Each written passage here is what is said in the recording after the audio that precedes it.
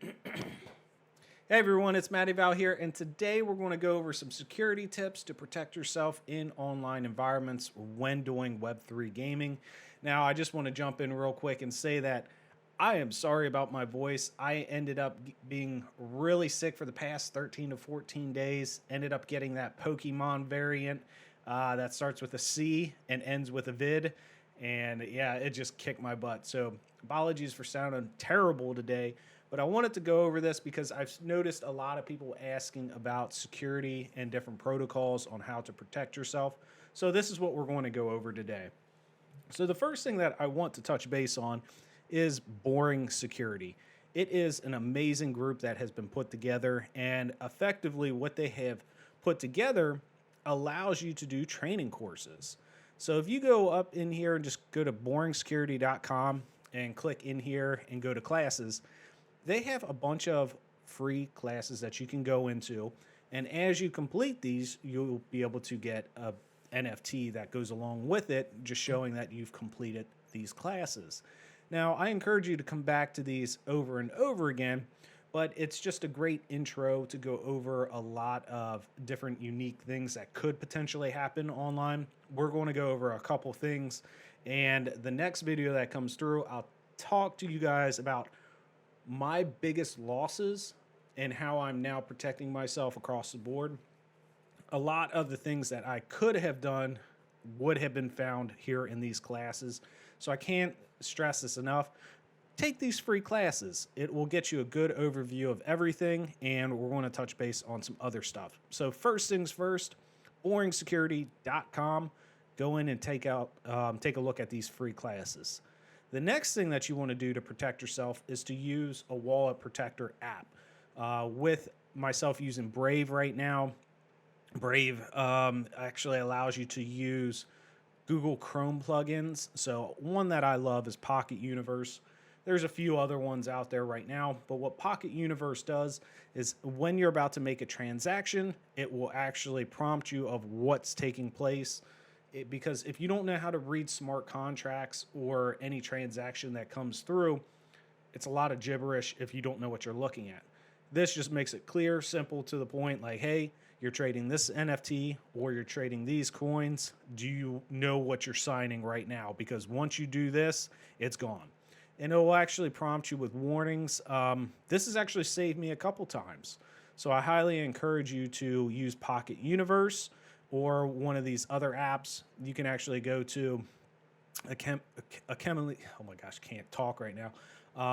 alchemy.com, and when you go through here, you can check out different alternatives to Pocket Universe. You got a couple other ones in here as well. I don't use too many of them, mainly because the next security that I really focus on is having multiple wallets. So you want to have one wallet for your minting and one wallet for your cold storage. And the way that I go about doing this is using what is called Delegate.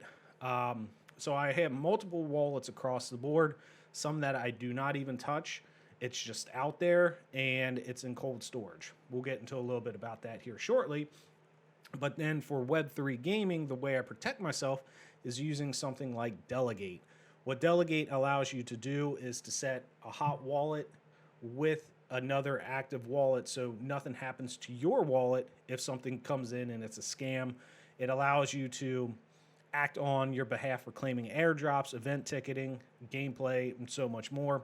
Highly encourage you to set up Delegate if you are using Web3 gaming, because you never know, someone could come in with a game, the game could get hacked, and if you connect to it, they could steal your stuff. So having Pocket Universe and Delegate active at all times while you're using these Web3 games, highly essential, highly recommend it too.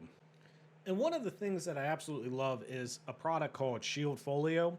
It allows you to save your seed phrases as well as other passwords that you may have. And it's one of the most secure ways to go about protecting your, well, really your online identity and your wallets, because you can save everything across the board in this wallet. And the one thing that I love about it is, one, it's tear resistant, but most importantly, water resistant. Makes it really nice and easy. They also have a couple new things like the ghost pen feature to really make it to where it's pretty hard to figure out your wallets. And the other thing is that I use it for is if someone does happen to get one of these books from me, I do something very similar to how they secure their private keys, where they leave blanks right here. You can see it right there in the top right.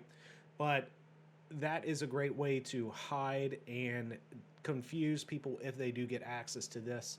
But ultimately, having this kept off your computer at all times is a must.